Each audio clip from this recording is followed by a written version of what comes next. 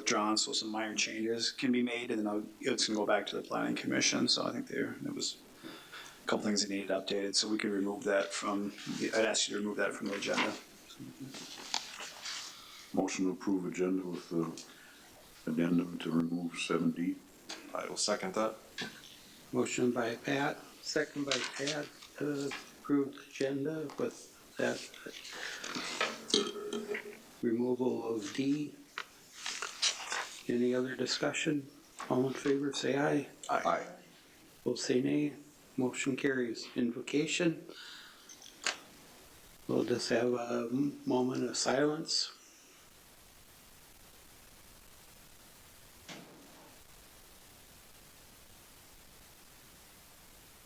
Next is Pledge of Allegiance.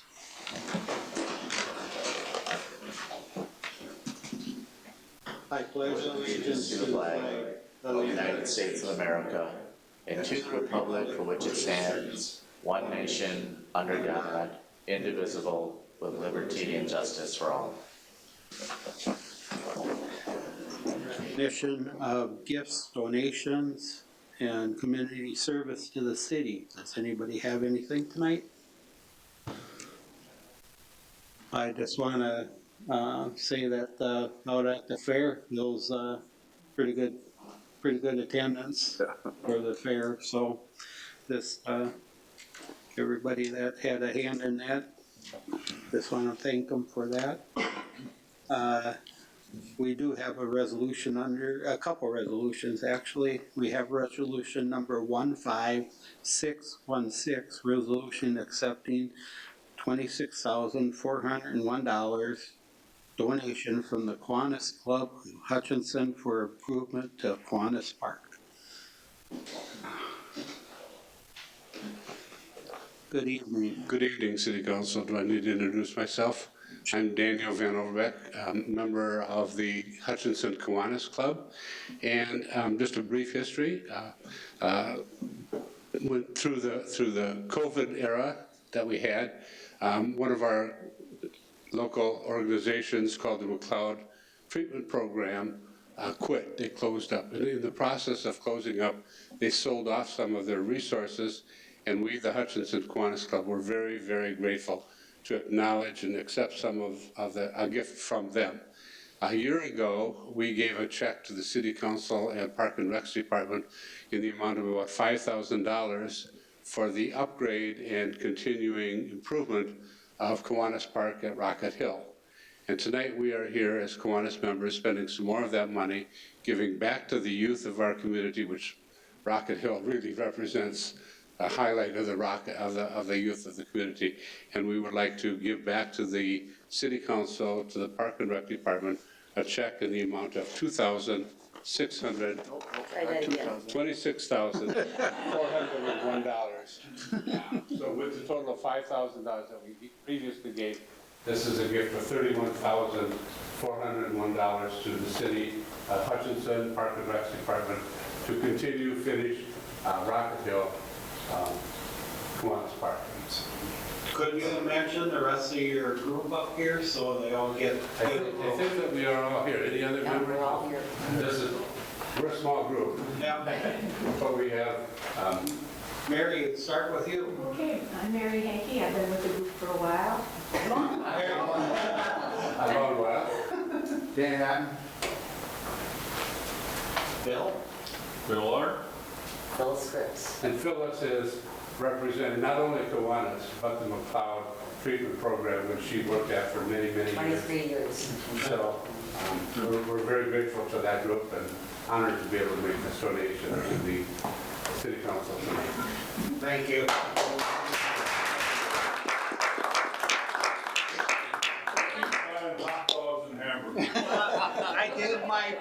I did my part. They want to get a picture. So, Mayor, Council, I want to get a picture with you guys. Oh, we do. Come on, guys.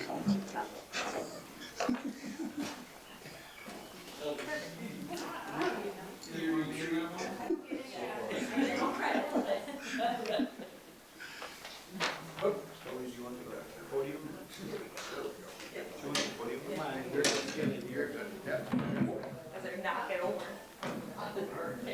Take the podium off. Everybody smile. Got it. Okay.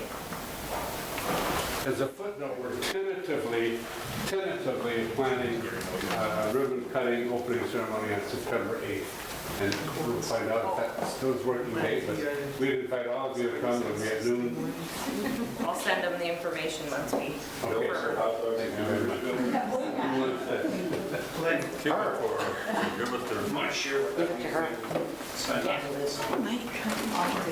Okay, that's yours. Thank you very much. Thank you, thank you. Then you have to walk inside, you can't send that through the drive-through. I'm gonna try. On behalf of the Hutchinson Parks and Recreation and Community Education Department, we're very excited and very gracious for the Kiwanis Group's donation to Kiwanis Park in Rocket Hill. So the money will be used, the original $5,000 was used to help us get the playground that was purchased and then installed last year. And then some of the other improvements that will be happening are a bunch of improvements to the shelter that we currently have. New garage door, new doors, new windows, a new, 2 new sets of big garage doors. So it will help when people rent that shelter. It'll help kind of make it an enclosed and also a little bit of an open air shelter as well. A new paver pad that will overlook the playground, along with a retaining wall, some new landscaping, and then an ADA accessible path from the trail to the playground and the shelter. Nice. And the rocket was refurbished And the rocket was refurbished and reinstalled, the staple of the park. and looks incredible. It does look incredible. So, all right, Thank you. thank you again. The second resolution underneath there, we have resolution number 15619, resolution accepting donations from Joyce Housesprung for a variety of lilies to the Parks Department. Lynn, She's busy. I'll make a motion to accept that donation. Second. motion by Chad, second by Tim to accept that donation. Any other discussion? All in favor say aye. Aye. Opposed say nay. Motion carries. Public comment, citizens addressing the council, just please come forward and state your name and address. All right, we have approval of minutes. We have the regular meeting minutes of August 8th, 2023, the council workshop of August 8th, 2023. I'll make a motion to approve those minutes. Second. Motion by Chad, second by Pat to approve those minutes. Any other discussion? All in favor say aye. Aye. Opposed say nay. Motion carries. Consent agenda, this will be done with one motion unless somebody pulls something off for discussion.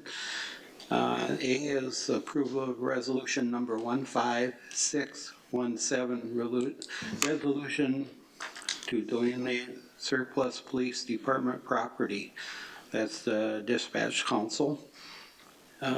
B is approval of resolution number 15620, resolution accepting bids and awarding contract for Campbell Lane Lift Station Rehabilitation Project. C is approval of resolution number 15622, resolution adopting finding of facts and reason for approval of preliminary and final plat for Leshwalby subdivision with favorable planning commission recommendations. D is pulled off. E is resolution or consideration for approval of resolution number 15624, resolution adopting finding of facts and reason for approval of conditional use permit for single-family residence in a C3 zoning district located at 6 Franklin Street Southwest with favorable planning commission recommendation. F is approval of water conservation plan implementation, state drought warning. And G is claims appropriations and contract payments, register A. Motion to approve consent agenda 1. I will second that. Motion by Pat, second by Chad to approve consent agenda 1. Any other discussion? All in favor, say aye. Aye. Opposed, say nay. Motion carries. Approval of consent agenda 2, claims appropriation contract payments, register B. My son's business has a check for that, so I am going to be abstaining. I'll make a motion to approve that. Second.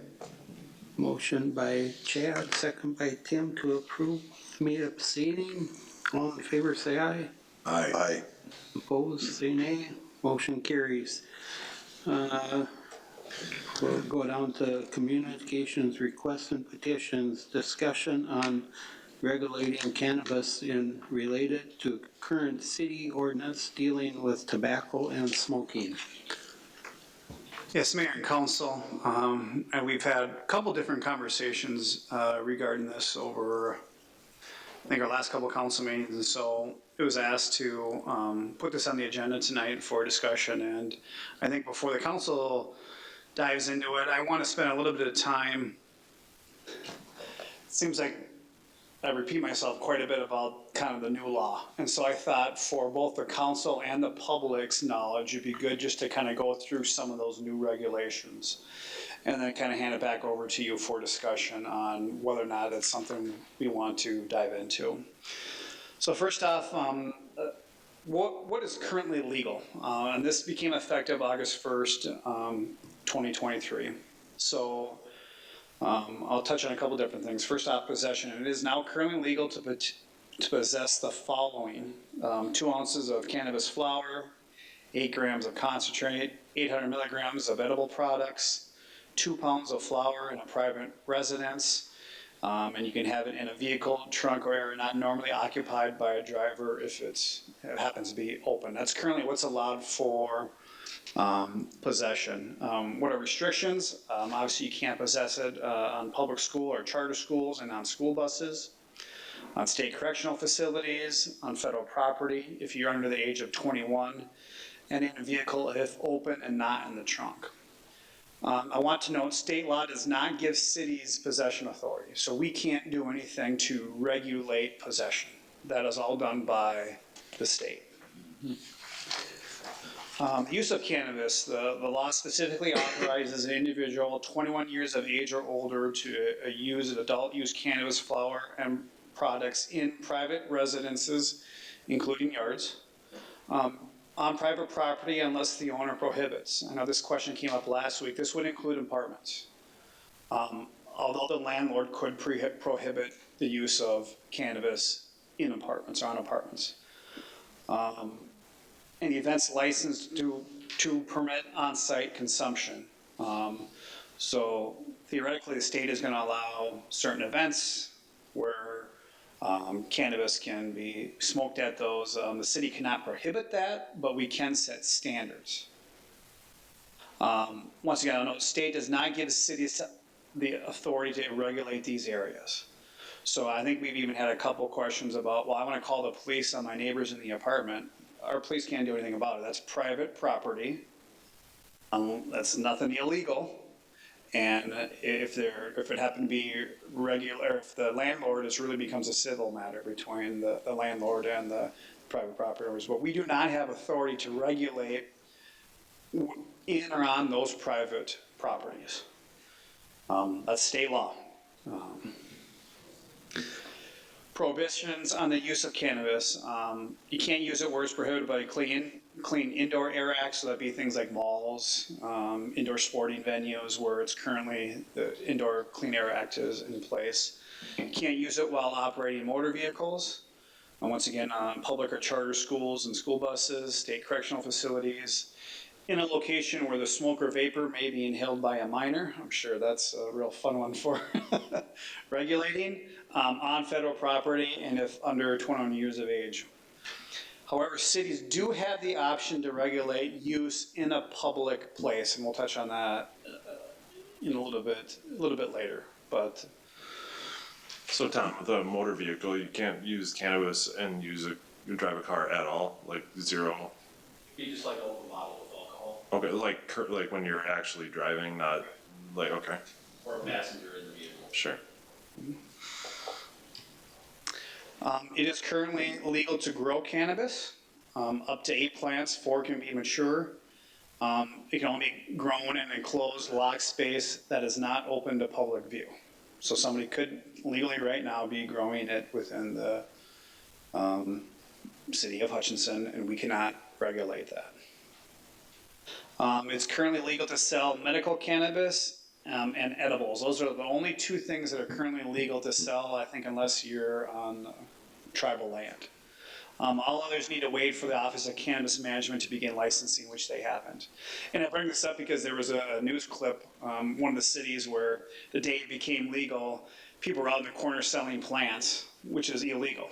And so I think the police, because they don't have a license from the state yet to sell plants. So really, right now, there's only 2 areas that you can legally be selling. It's the medical and edible, unless you have I think the tribes are the ones who have only ones who have a license right now. Were those plants grown that day? I'm sure they were. They were real So as we look at this, there are 7 things that the city can do when we look at the new law. One is put a moratorium in place on retailers. I'm going to go through each one of these. I'm just going to highlight these first. Can adopt or update city use ordinances. Regulate where cannabis businesses can go and the type of restrictions. Regulate how many businesses can come into town. We can temporarily regulate edibles, and I'll touch on that because that actually went into effect earlier this year or last year after that was approved at the previous year's legislation. We can explore options for municipal cannabis, and then we can establish fees or licenses. And so, like I said, I'll go through each one of those. So we can put a moratorium in place on retailers. So the law allows cities may adopt a moratorium on cannabis business until 2025. That has to be done through an ordinance. The moratorium will prohibit establishing cannabis retailers so the city can, quote unquote, study the issue. There are a lot of cities that are doing a moratorium. I guess my biggest question is I don't know why we would, because the state isn't even issuing licenses yet. Now, there could be some benefit if you're looking at potentially municipally owned, of kind of prohibiting anybody from coming in until 2025. There's a possibility that the licensing from the state could get up and running, and maybe mid-2024 they'd be issuing licenses. But I guess that's the one thing I would caution us from doing a moratorium. We easily can, but I think we have time to establish some regulations before whether they start issuing licenses. But there are a lot of cities that have just gone the route and say, you know what, we're going to put a moratorium in place just so we got the full year plus to study it. Option 2 is to adopt or update a city use ordinance. Cities can adopt an ordinance prohibiting cannabis in a public place if the definition of a public place does not include the following: private residence, including a person's curtilage or yard. I had to look up what curtilage means, and it's like basically a big yard, so or pot of land, anyways. Private property not generally accessible by the public unless prohibited by the owner, and license on-site consumptions.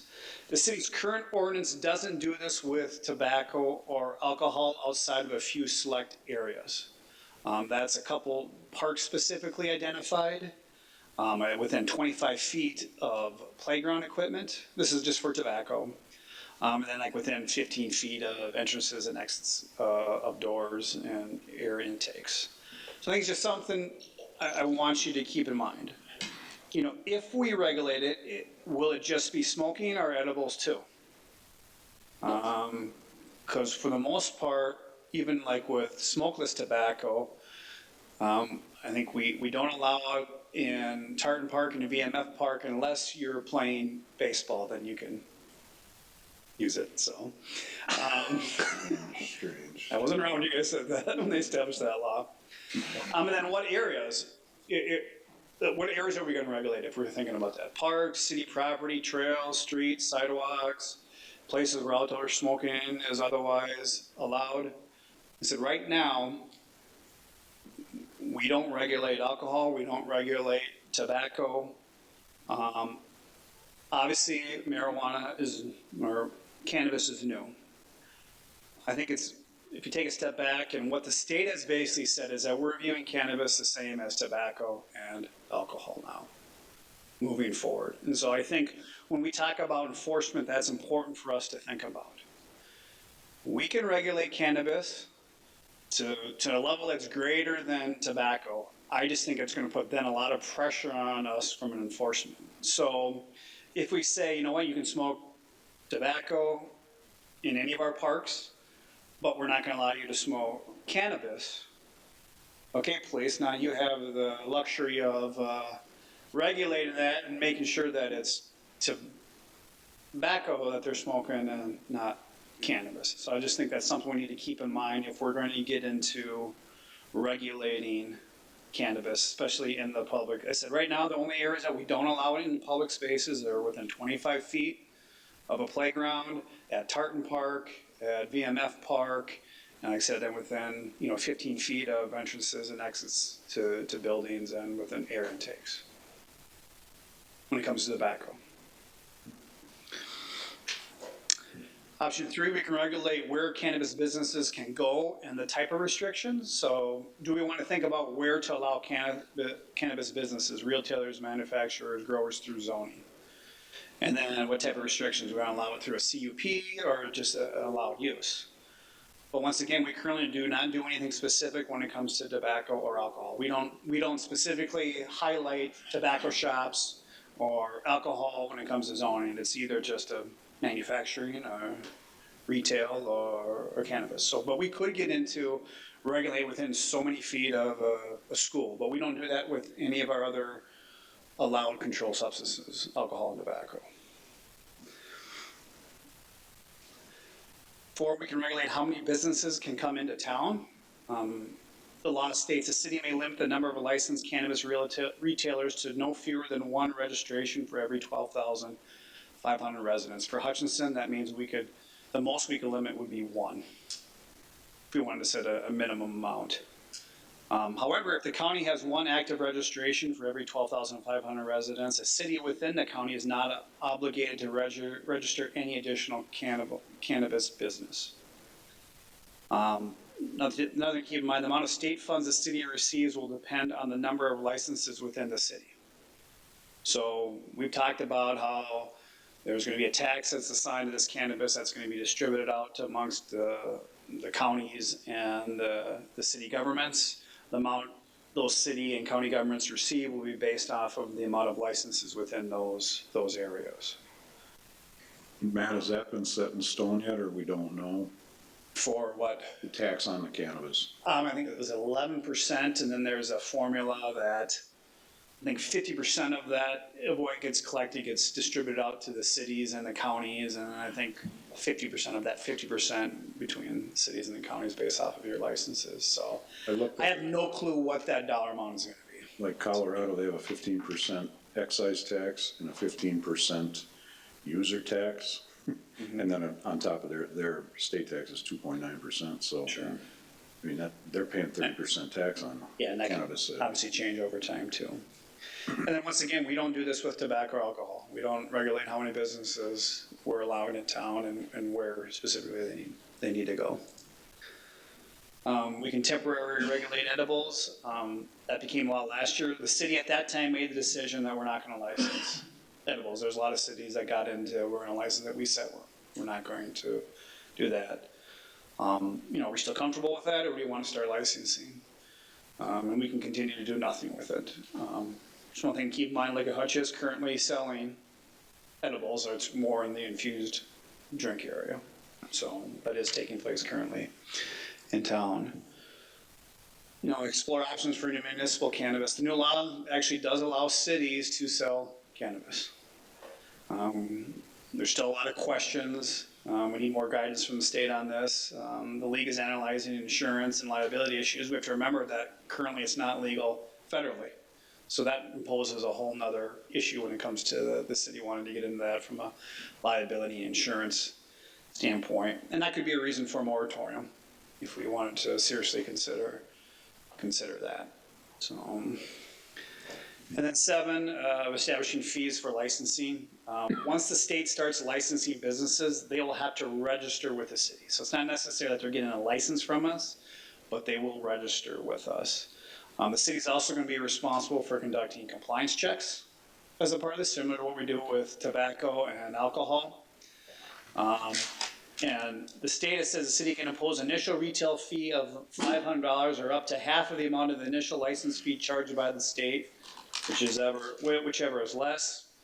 And then renewal fees can be up to $1,000, which is a little weird. Usually it's kind of the other way around, is that the initial fee is higher, but, and then we, like I said, we can permit on-site consumption for events, but they're not required.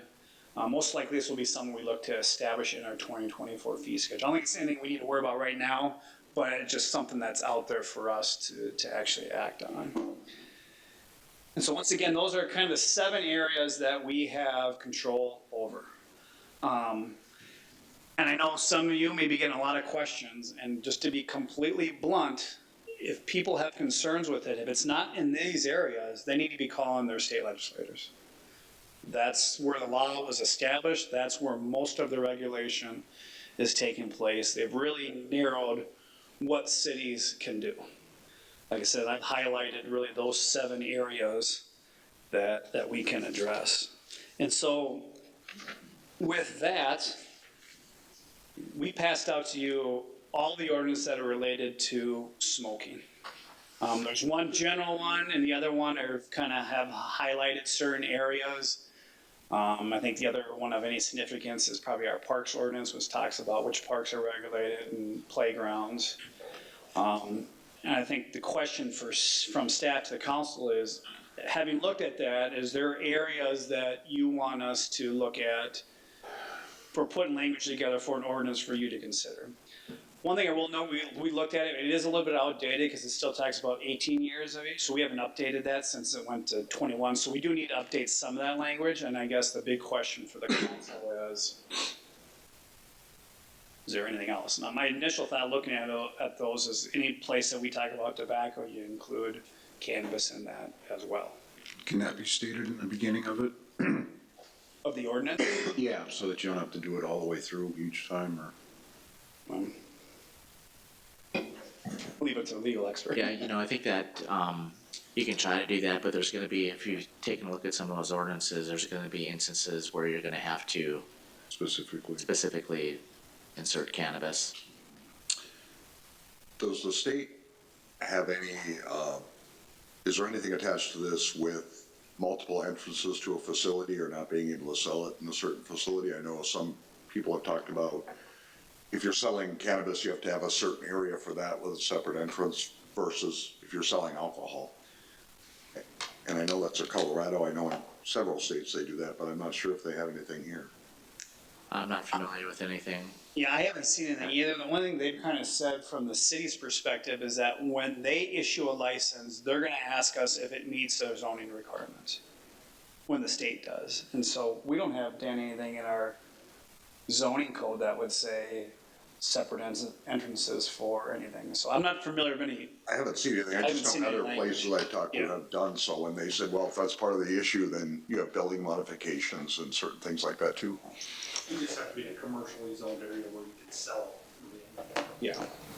But they have, do you know if they've addressed, Matt, can you sell alcohol and when cannabis becomes legal to sell in the same building? That's a question. Probably still quite. I haven't seen anything that specifically addresses that yet. So. You haven't memorized the 300 pages? No, I haven't. So, and as we've talked about, the league has mentioned this. This is one of those bills that they'll probably find a bunch of errors and they'll have to make updates and corrections to over time. So. So I think, obviously some of you have received concerns, questions from residents. There was a desire to have a discussion on this, and so that's kind of, I want to give a background and hopefully a brief summary that kind of, we're pretty limited in what we can regulate. I think that's gonna put a strain on law enforcement. I mean, how can, like you said, Matt, how can you tell if they're smoking regular cigarettes or smoking cannabis? Because sometimes when they light up a regular cigarette, it's kind of like That kind of smells funny, but. Well, you know, the option too, when we explored this probably 6 or 7 years ago, is, you know, an all-out ban of any type of smoking in parks. And when we brought that up, I think we had a lot of pushback, this, you know, especially even from, I think, the veterans community about doing that. And so we've shied away from doing that. So, I would like to see this regulation just align with tobacco. sure. Agree. Same here. I think what's gonna happen is once people are able to consume it in public, then we may get some feedback from constituents as to, and Chad's at the park with his 8-year-old son, Dad, what is that? I mean, if it's 25 feet, that can still drift. So I think at that time, we may have some issues brought up, you know, after it becomes available. Sure. Or legal. It is legal. What am I talking?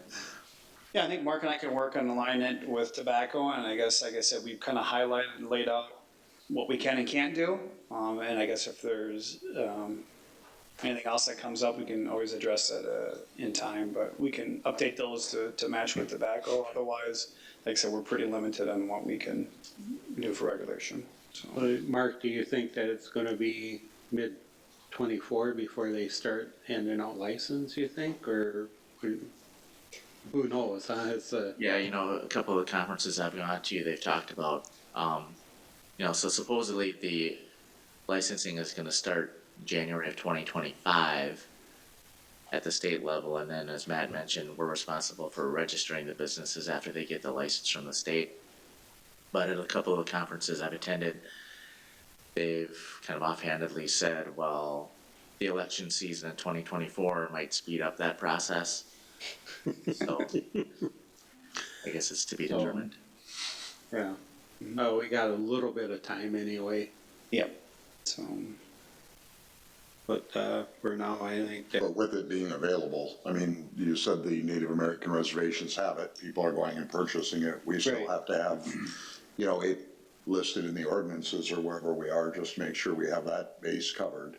Yeah. As far as you mentioned edibles, I think it's interesting because most people in a park, I mean, they're gonna pop an edible. It's not secondhand smoke, it's not, so yes, the question of go in my car, take an edible, last 4 hours, and I'm in a park, is that, how do you delineate that? But you don't. So we're gonna see some interesting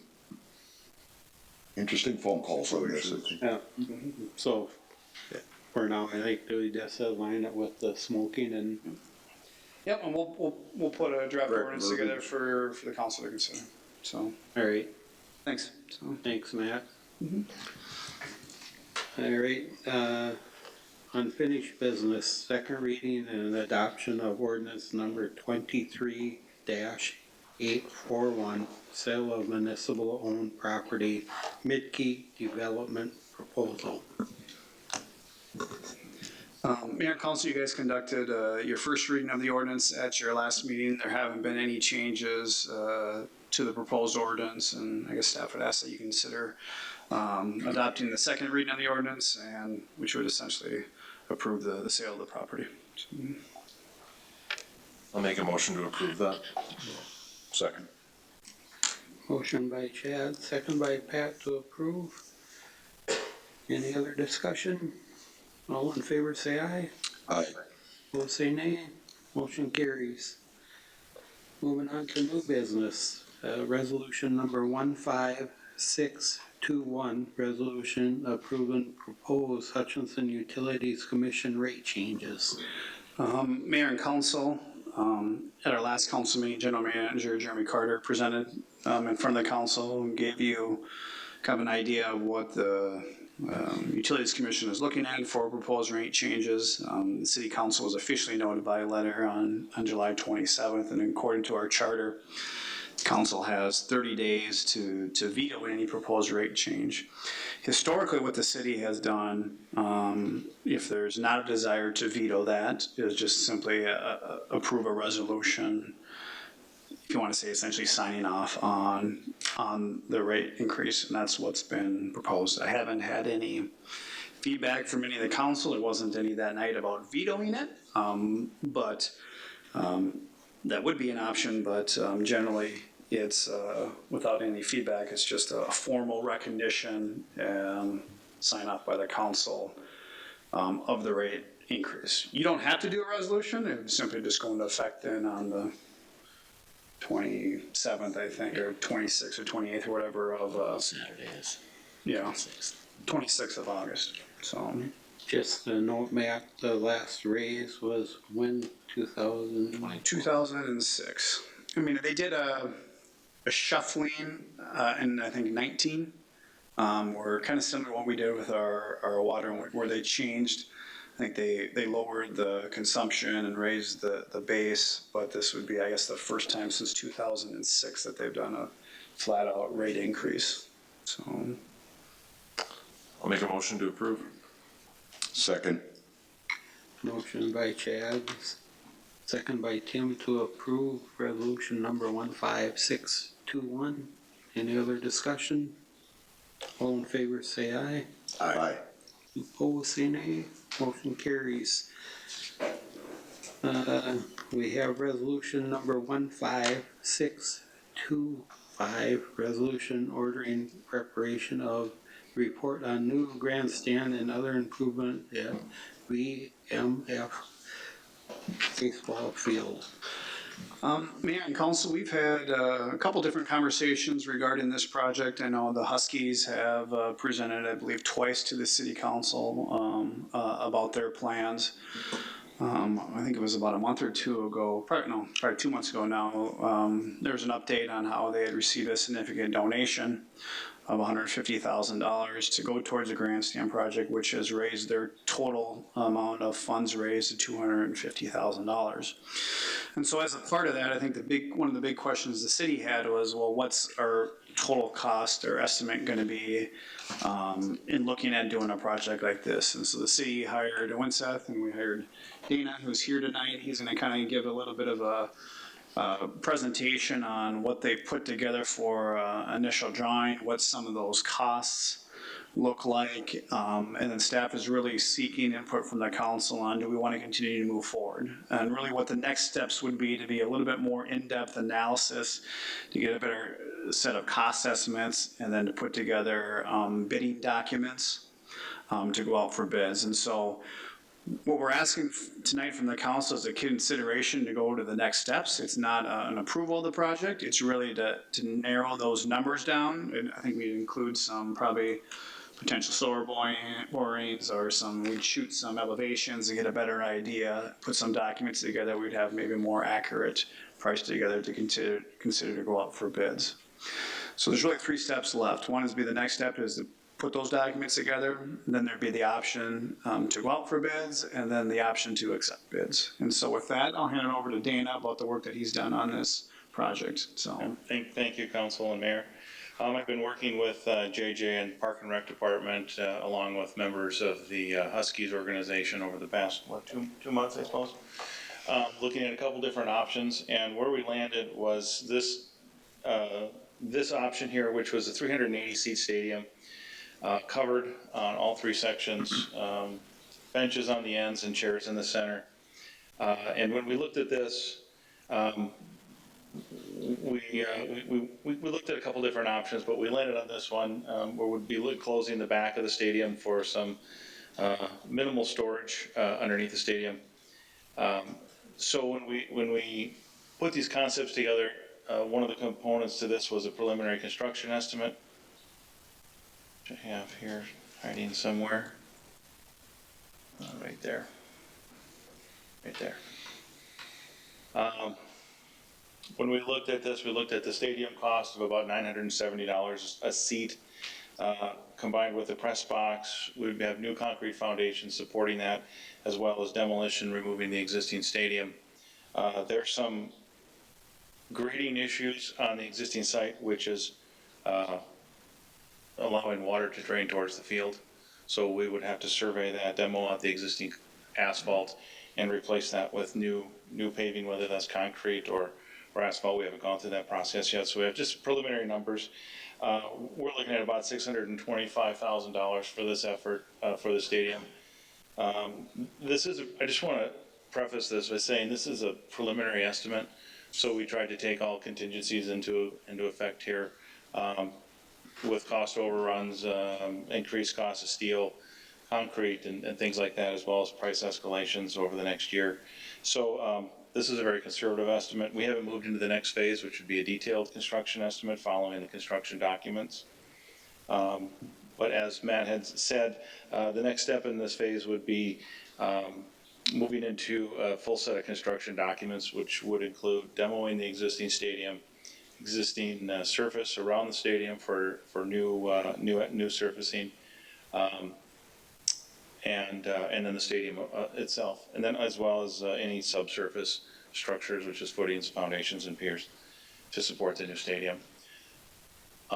We're not touching the rest of the complex. This area I have here that's white is pretty expansive. We don't know the extent of the concrete or surfacing we'd have to be replacing, so I just kind of plunk that down on there. Don't look at that with too much detail. But like Matt said, our next step would be moving into construction documents. I've got a proposal ready to send over to JJ for his review. Preparing construction documents, and then bidding this with general contractors to get a final construction price. I don't know if I mentioned, this is a 380 seat stadium. Did I mention that? Mm-hmm. Existing seats, help me out, JJ, where are we seeing that? 250. So this would be increasing it to 380. And the schedule that we've been sort of tasked with is having this project completed, best case scenario is having this completed for the playoffs in 25, is that right? State tournament in 25. That would basically take next year to deconstruct the existing stadium and build it obviously in 24. We wouldn't be touching the field. The field's in good condition. The existing concessions and dugouts, all of those components would stay just as they are. We're only going to be addressing the stadium and the surrounding surfacing at this time.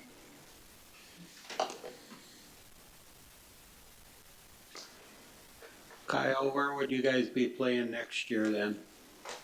Well, what I would like is to have this started in August when our season's over with. So we play the whole year in 25, 24, kind of doing it up, and then we're usually done end of July. So you got July, end of July, August, September, October. Yeah, our goal would be that field would still be playable in 24 and even in 25. I mean, that'd be part of our construction documents that we probably put together, a start date with a preferred completion date to try to not interfere with any of the playing seasons. So, and without us having to go into the field, I think that should be doable from a project standpoint. So question, Gene, if it gets delayed with material like a lot of our projects have, are they able to play a state tournament with stands? I mean, that's realistic. We've had a lot of delays on things we've taken on. You're 100% correct. I mean, even door frames are taking. That's, yeah. I mean, Not a lot of times since we've had a project go smooth. Yeah, tell me about it. And no, we're a year away from. Well, I mean, we're realistically a year away from starting demolition and construction. I am confident that we can order a stadium and have that steel and its components delivered within the next 12 months. Now, what I would recommend is that we move directly into construction documents this fall. And we bid this as soon as this fall or late fall and into winter, so we can get good bids going into 24. A lot of people are nervous about 24. They're going to get their work lot lined up early.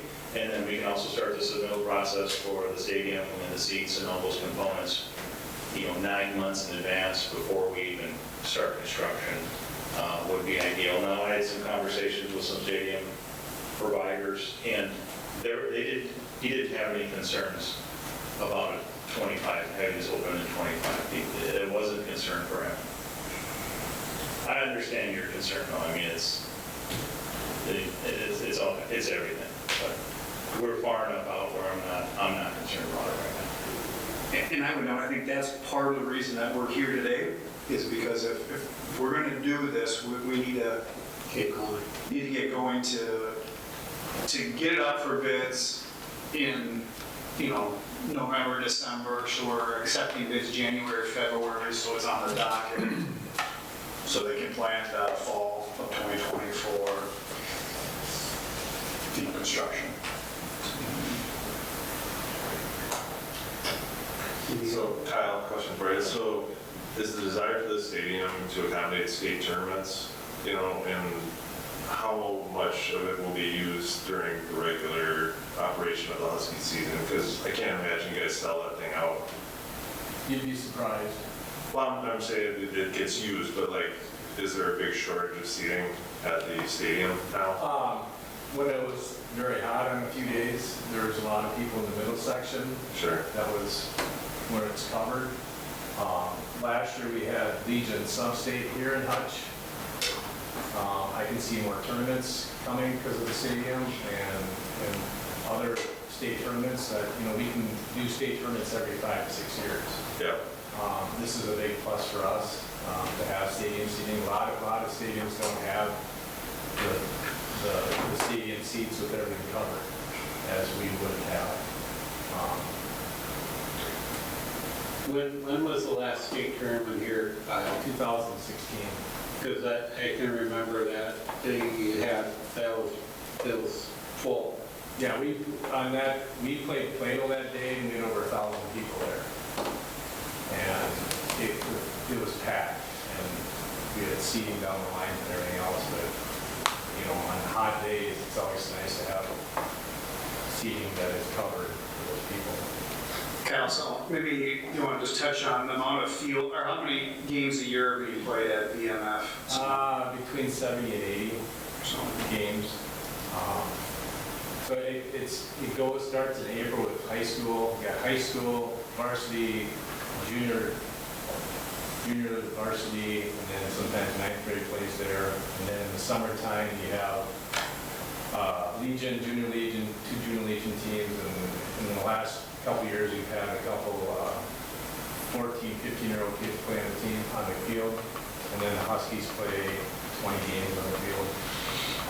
So it gets used a lot, and we hear a lot of compliments from other towns that come in, and they really like how our field is set up, and they, you know, the city and us, we work together really well, and as you can see, we got a really nice field. Yeah, I think the stadium looks great. This is a big number and to get it going by 2025 takes quite a commitment and bumping something back within the CIP. And, you know, we just took a presentation of how the CIP is real tight already. And I just kind of wonder what the council's thoughts are about bumping something. That is already, a lot of those projects have been bumped already. You know, Kyle, like you always talk about, like there's donors that want to donate after the city makes a commitment, but is there any way those donations can be laid on the table? You know, because it makes a big difference on our end. Yeah. Because I think that looking at the way that those donations want to come in is backwards. Yeah, that's a good question. I'm not sure. Because I know we've got some huge donations right now, and that's great. Because the big donation is depending on just getting done. If this doesn't get done, Right. yeah. But, you know, like, is the city, I mean, we don't even know what we're committing to, you know, are they asking for $50,000 or $200,000 or $400,000? You know, like, that's a big jump, you know, and I would say it's an awesome project, but it's very much a luxury project. You know, because like the stadium is functional now, but it's not ideal. You know, this would be something that's ideal, you know. Right, this covers all the, Yeah. right now we don't have railings going up Yeah. the stands, we don't have handicap seating, it's not really luxury seating, it's, you know, it's built back in '86. But like with state tournaments, how much money we bring into the city Yeah. through that revenue. I think the quick answer to that is at least from what Husky said, right now they're pledging 250. So the city would be looking at, and 4 to 450. Sure. And Huskies have said they're continuing to do fundraising.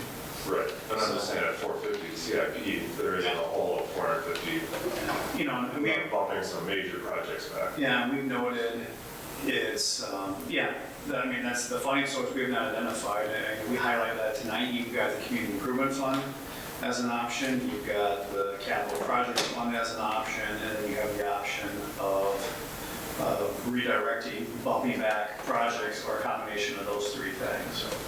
So, I'm, with the presentation that was given to us tonight on what our possibility is, the timing's not great, and I get it, Kyle, from your standpoint, you'd like to have it done for the state tournament, but I think as a council, we have to look at, we may have to cut some, whether it be, we don't know yet, there could be some pretty big cuts we have to do as a city council, and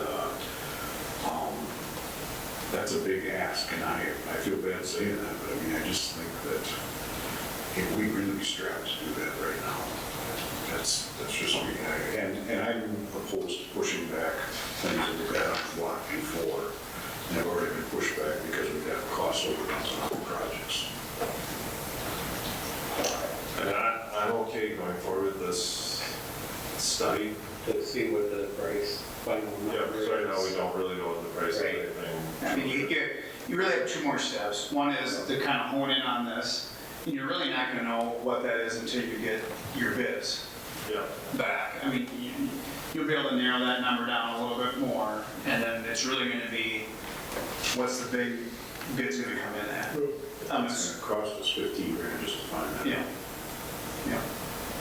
That's not peanuts. No, it's two steps. And I would say that's goodwill, because like Kyle said, the Huskies do work great at the Parks Department, so like there is some goodwill built into that 15 grand, because the Huskies are great, and they are a community asset, and like Kyle said, the field is awesome. Like I played on it when I was a kid, or I watched some games from the dugout at least, but but it was, it was always one of the nicest fields to play on. That's important, but if the expectation is that we're going to come up with 400 grand, I don't see that happening. And I'm not going to speak for the council, but my heart doesn't tell me that that's where we're going to land. But we don't even know if that's what the project will cost. And like Kyle said,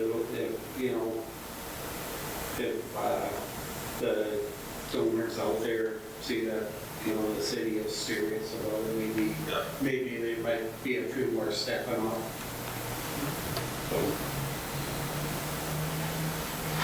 So I would make a motion to approve this next step. I would second that. Motion by Chad, second by Tim to approve. Resolution number 15625. Any discussion? I would just encourage Kyle's group to really put their cards out there, because, I think the city's very willing to let this project happen, but are we gonna be in it for 400 grand? I'd say probably not, because there's just not room in the CIP for it to happen by 2025, So, there's my 2 cents. Yep. Anything else? All motion, all in favor? Aye. Opposed, say nay. Nay. Roll call. Tim? Aye. Pat? Nay. Ben? Aye. Aye. Because I think it should be noted, we're committing to 650 grand for lighting already, so that's already a lot of money, but that's already on the CIP, so. Thank you. Thank you, thanks, man. Funding request from the Hutchinson Center for the Arts. Mayor and council, the Center for the Arts gave an update to the city back in June, kind of gave their annual update. And at that time, they noted the request for an extension of the 3-year commitment that the city has made. And we know it wasn't on the agenda that time, but we were bringing it back up when we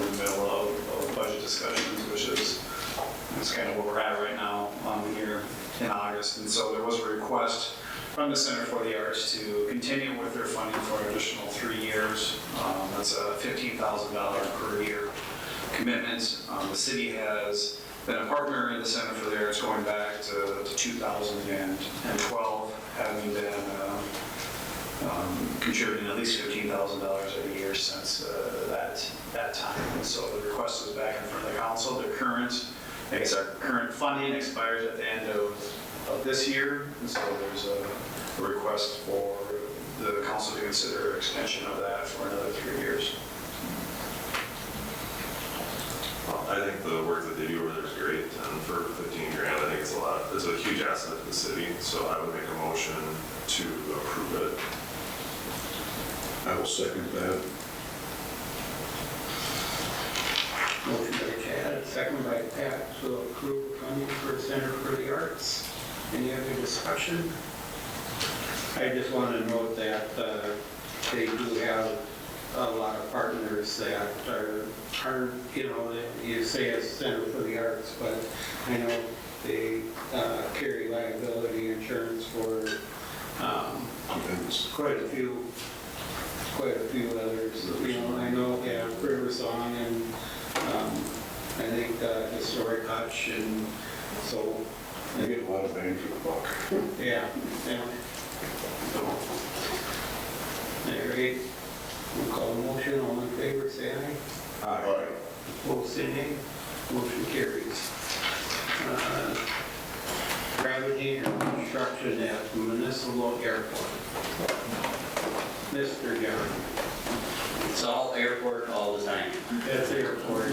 We'll take through this real quick. I'll introduce Mr. Mayor and Council, Mr. Troy Polis. Troy is making the request this evening. John's actually going to take the lead on the next 3 items. So he's logged in things now, has the memo he prepared for you. I think we've captured everything in the council packet itself, including our recommendation to proceed. But Troy's available to maybe provide some basic information, answer any questions you might have.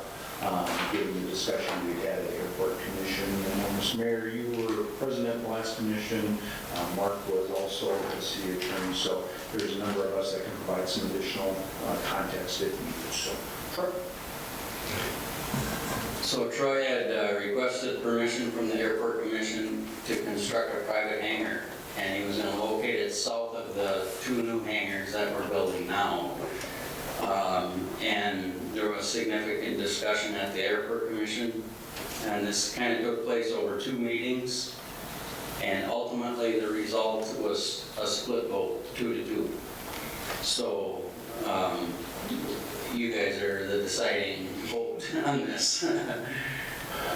We did find out later that Doug would have, had Doug been there, he would have voted yes, but obviously we can't count that because he was not there.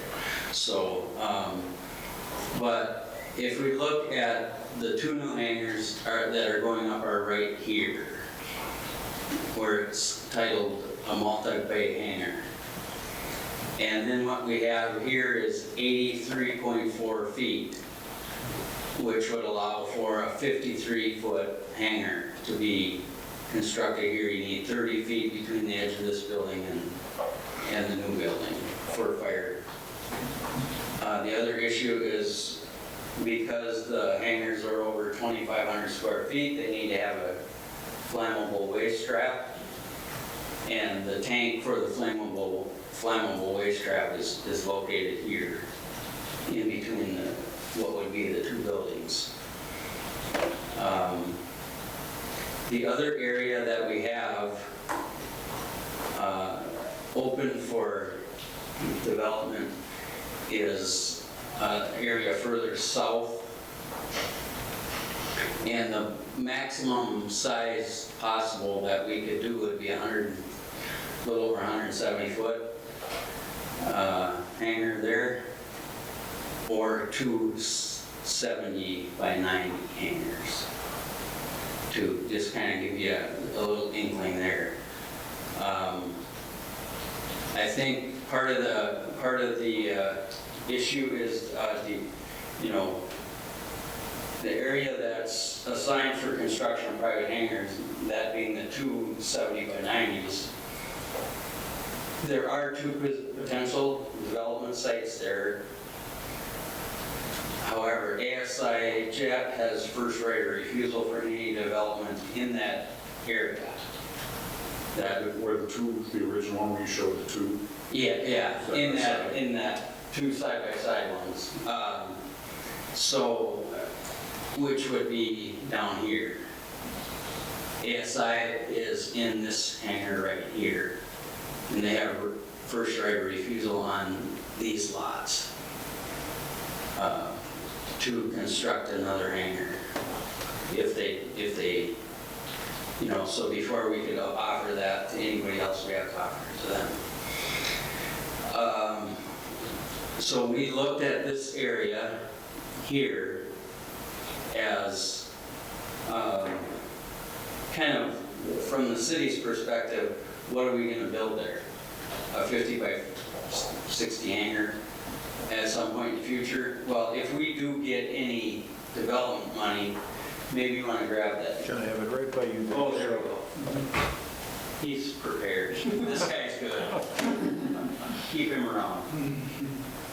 So the area that makes the most sense for us to develop in the future is down here, because it's the least amount of infrastructure we have to build, and then we get, you know, we could build 10-unit hangars. So I don't foresee us using our limited funds from federal or state to build a small building when we could potentially build a 10-foot hangar or a 10-unit hangar down here, which would generate a lot more money.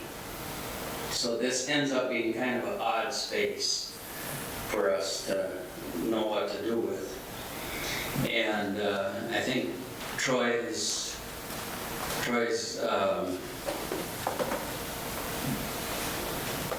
his request was for a 53-foot hangar, 60 feet deep, and it would have it east facing, which would be up along this blacktop, is where the door would be.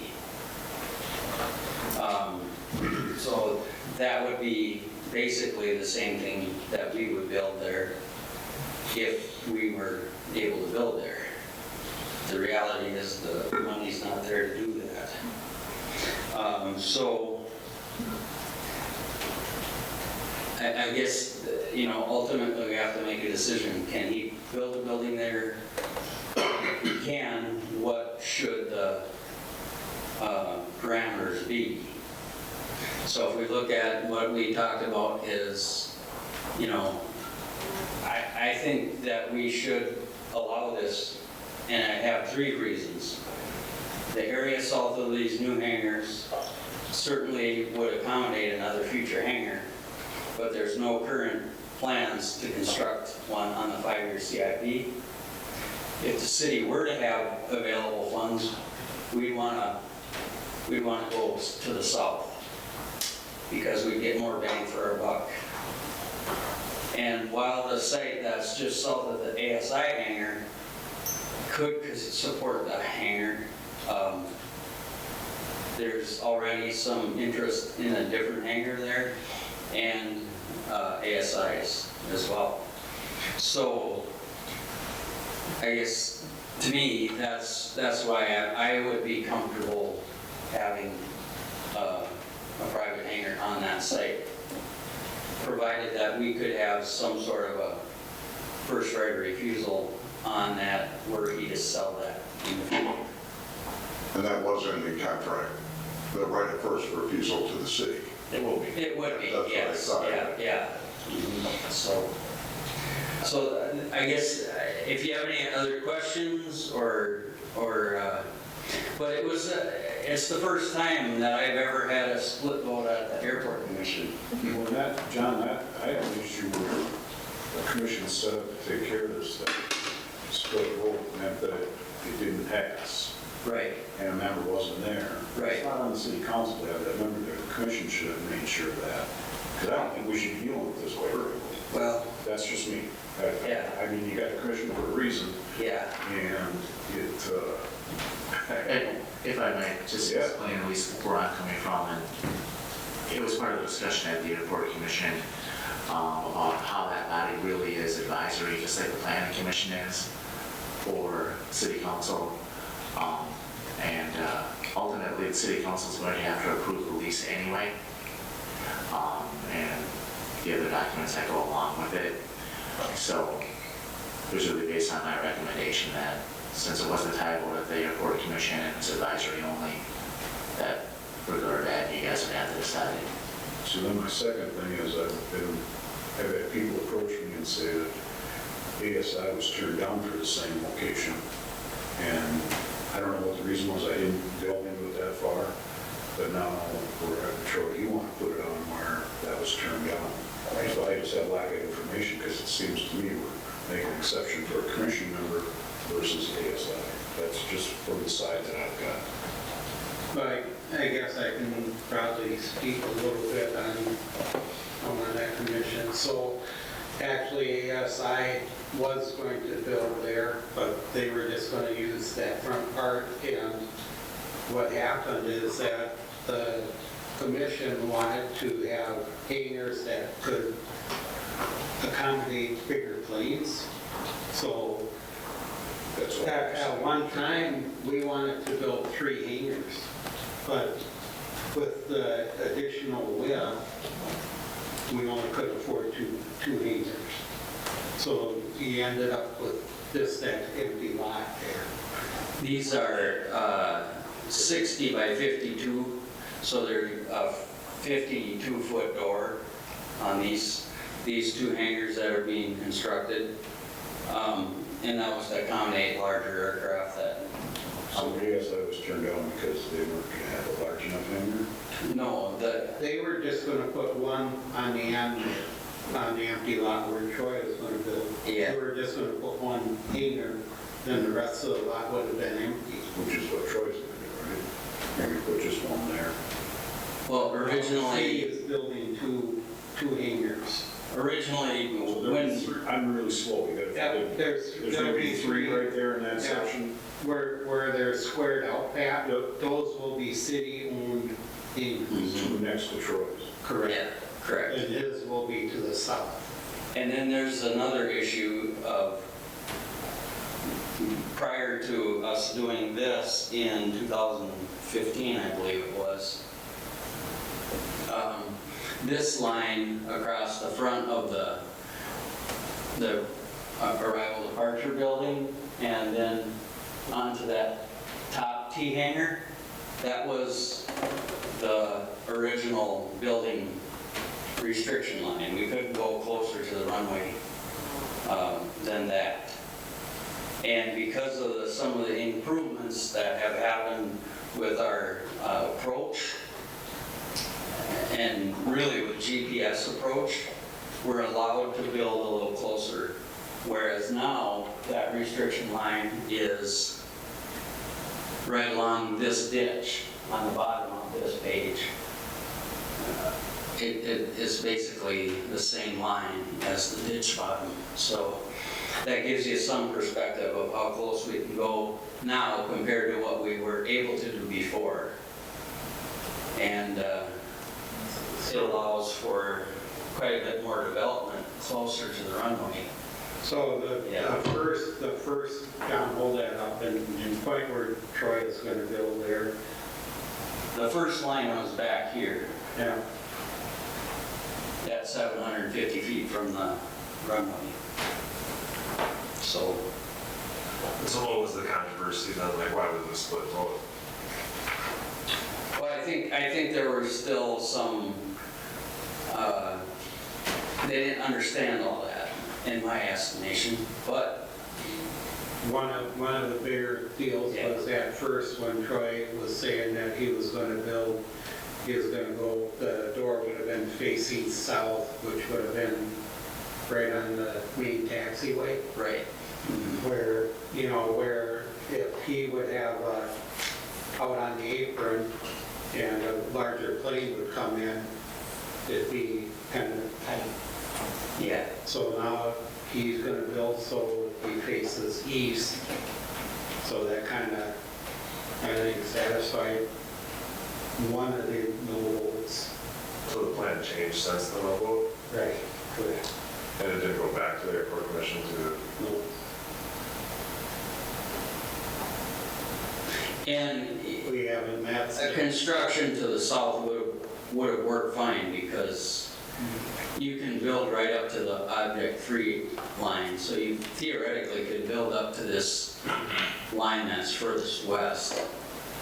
You know, you could have building up to that point, and then this is the safety area. The interior lines are the safety area, and the external lines are the object-free area. You can't have anything in those.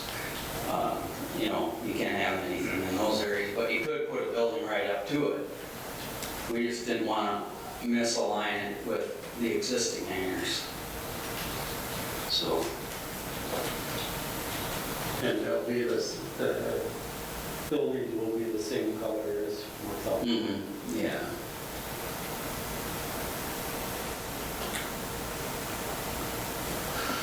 all right, well, I would make a motion to approve it.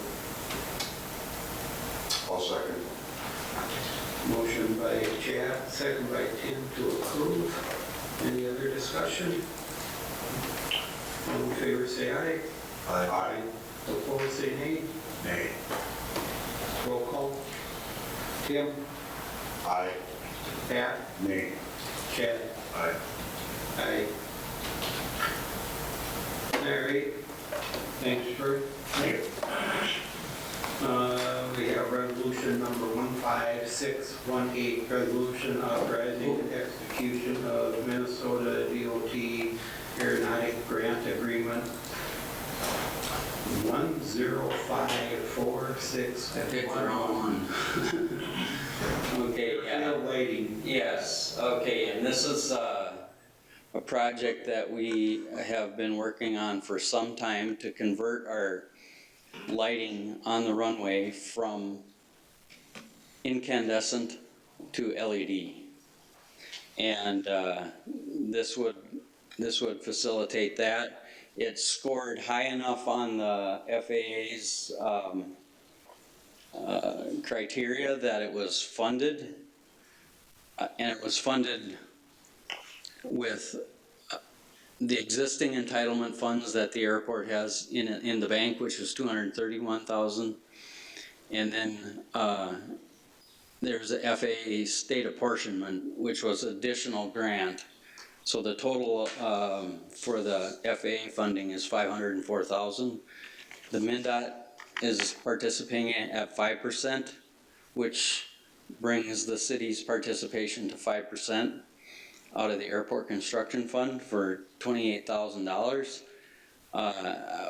This will be serious boon to reducing and lowering operating and maintenance costs over the years as we enjoy a new LED lighting system.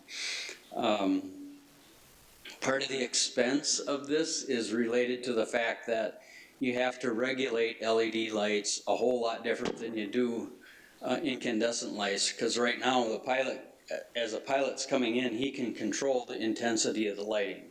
Just by clicking on his radio, he can bring the lights up and he can bring them back down and turn certain things on and off with the radio. And so the control system for that is all different with LED lighting. So that's why that number seems pretty high. And there's a hell of a lot of fixtures out there too. So I think I've clipped probably all of them by now. Bruce is mad at me many times about that, but so this is I think the good news is that we have a project here that is FAA is behind us on this, and they ponied up to the tune of $275,000 roughly, and so I guess I don't have any concerns with this at all, with this project, so. Motion Any questions? I'll second. That's an easy one. Yeah. Yep. Motion by Tim, second by Chad to approve. Any other discussion? Just want to say that the lighting out there is just like the same at the ball field. They're outdated, really bad. I don't even think you can get bulbs for them anymore, right? Well, the manufacturers that we've dealt with, they will make one run per year of that particular model of bulb. So we're kind of limited in, we got to order and we got to execute an order, and it's got to be a big order in order to get them. So we do have, enough to last us a couple of years on hand. And then once we're done with a project like this, what we'll do is we'll turn around and sell it to other airports that have the same system. And MnDOT's been good about coordinating all that too. If somebody needs some bulbs and somebody's got some, they can move them around the state as they need to. All right. Call the motion, all in favor? Aye. Opposed, say nay. Motion carries. Resolution number 15626, resolution authorizing execution of Minnesota DOT Aeronautic Grant Agreement 1054622, a hangar. And this is really an agreement with the state of Minnesota, who's going to serve as the pass-through for the federal funds of the AIG grant that we've already received for the hangar. So this is just, kind of, it's the way they do, they're going to be the ones who disperse it and all that. So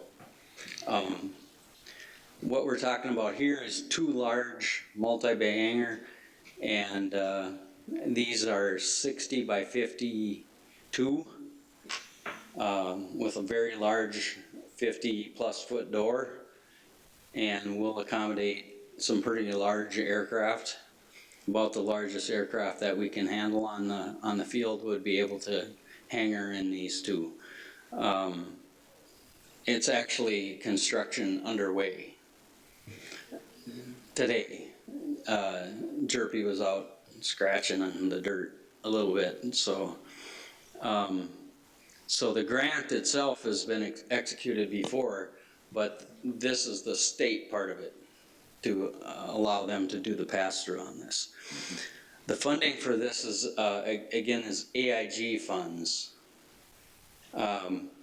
We have received in 2022 $159,000, 2023 $145,000, for a total of $304,000 that we already have in the bank.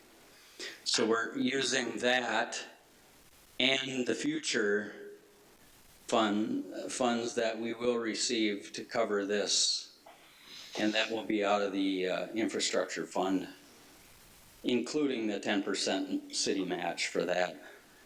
So in 2024, we'll apply for and get $145,000, 25, $145,000, and then 2026, we won't need to use the entire $145,000. Will be something less than that, based on what the actual project cost. And grants will be applied for in each of the coming 3 years for this project. So, Motion to approve. all right. Second. Motion by Pat, second by Tim to approve. Any other discussion? All in favor, say aye. Aye. Both say nay. Motion carries. Thanks, John. Should be Good to noted. be back. I was gonna say, it should be noted, it's great to have you back. Yeah, thank you, Good thank to you. hear your voice again. Yes. Yeah. I don't recommend that. If you can avoid it, do it. Check your blood pressure and all that good stuff. Listen to your doctor. Thank you. We have the City of Hutchinson financial report and investment report for July of 2023. Hutchinson Housing Redevelopment Authority Board minutes from July 18th, 2023, and the annual board meeting minutes of August 16th, 2023. Planning Commission minutes of July 18th, 2023. Chief Jefferson, you got anything for us? Mike, do you got anything for us? All the roads open? Yes. It was nice to go across that new bridge, or I mean, I still call it the new bridge.